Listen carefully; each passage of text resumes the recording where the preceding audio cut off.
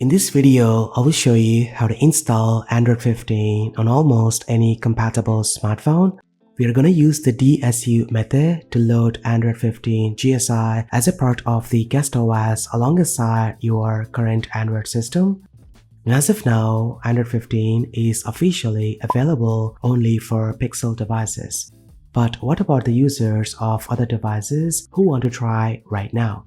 But thanks to Google and the DSU method, you can install and run Android 15 on any smartphone that supports this feature. DSU was introduced with Android 11. If your device shipped with Android 12 or later, there's about 80% chance that this feature is enabled by default. However, certain manufacturers like Samsung may disable this feature. Before proceeding, ensure your device meets these requirements. Make sure that your device has unlocked bootloader. For this demonstration, I'm going to use my spare Nothing Phone 1, which currently has a locked bootloader, and show you a generic way to unlock it using Fastboot. It's highly advisable to use a secondary device for this process, not your main device. Next up, your device must have shipped with Android 12 or higher. Also, reserve at least 10 GB of storage. Lastly, your device must support dynamic partitions. To check if your device supports dynamic partitions, download and install the Trouble Info application from the link in the description.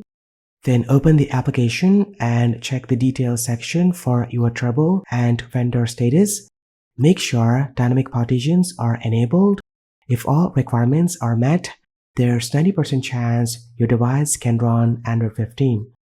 For those who don't know about DSU, let me explain. DSU stands for Dynamic System Updates, was introduced in Android 11. It allows you to load a GSI with core Google applications into a separate partition, creating a dual boot scenario. This ensures that your actual Android system remains untouched, letting you experiment with the latest Android GSI. Now let's unlock the bootloader on my Nothing Phone 1 using the Fastboot method. However, some manufacturers like Xiaomi don't support unlocking the bootloader using the Fastboot. So you will need to research your specific device on Google. Now keep in mind that unlocking the bootloader erases all data on your smartphone. It's highly recommended to back up your photos, videos, and important files on the safer side. If you're unsure about this process, it's better to avoid it as it could damage your device. Now open Settings, go to About Device and tap the build number 7 times to enable developer options.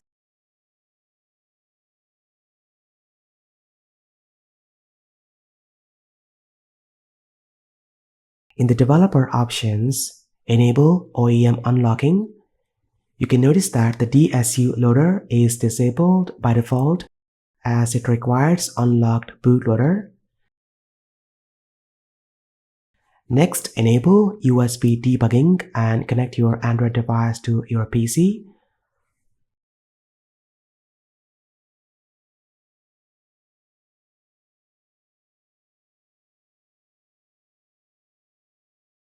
For the demonstration, I will be using Windows 11. Then head over to Android developer website and download the platform tools for your operating system. Since I'm using Windows 11, I will download the corresponding version. Next up, go to this link and download the Google USB driver.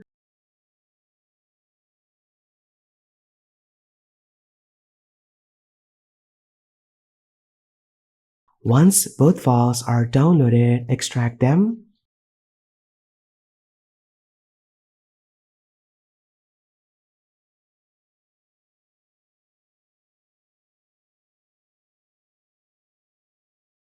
In the extracted Google USB driver folder, find the file named Android_FinUSB. Then right-click on it and select Install to set up the USB driver.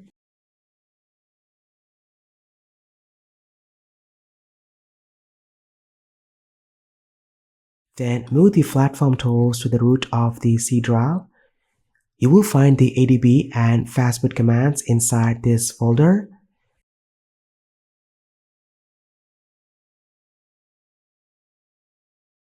To make ADB and fastboot accessible from anywhere, open the Platform Tools folder, highlight the address bar and copy the path, then type env in the Windows search bar and select Edit the Environment Variables.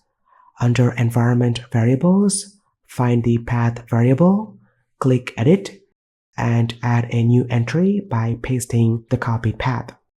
Now open the command prompt and type adb-version. If the command outputs version information, the setup is successful. Now enter the command adb devices. On your phone, a prompt may appear asking for authentication. Tap Allow. Now your device should be recognized by ADB.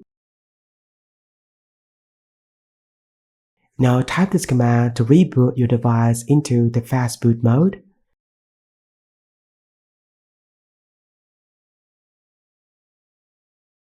Then verify the connection by typing fastboot space devices. If in case your device is not recognized, disconnect and reconnect the USB cable. Then type this command to unlock the bootloader. After executing this command, you may see a prompt on your smartphone. Now use the volume keys to select the Unlock Bootloader option and confirm with the power button.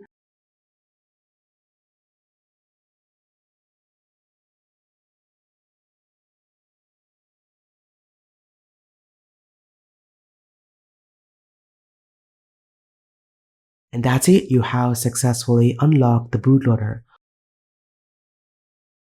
Once complete, your device will reboot into the welcome screen. Now follow the on-screen instructions to set up your device. Now let's move on to installing Android 15. First, ensure your device is connected to a fast Wi-Fi network, as the GSR file is approximately 2 gigs in size. Then open the settings on your smartphone.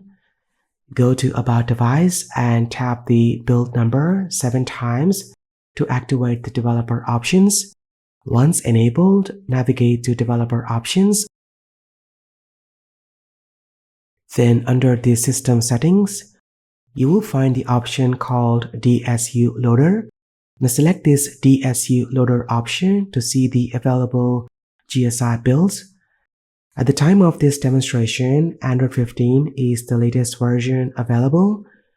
You will notice 2 options. The first one is Vanilla GSI, which doesn't include Google applications or services and is compatible with most smartphones. The second option comes pre-installed with Google Play services. After selecting the GSI, it will show the information about the Android version. Once you confirm your choice, the GSI will begin downloading Android 15 in the background and load into the dynamic partition. You can monitor the progress in the notifications bar and wait until the download is complete. If you encounter a DSU installation error, try again a few times. If the issues persist, make sure your device meets the requirements or consider exploring the custom ROMs. Once the download is complete, a persistent notification will appear with 2 options, Restart and Discard. Do not tap on Discard as it will delete the Android 15. Instead, tap Restart to boot into Android 15 from the dynamic partition, leaving your current Android system unaffected.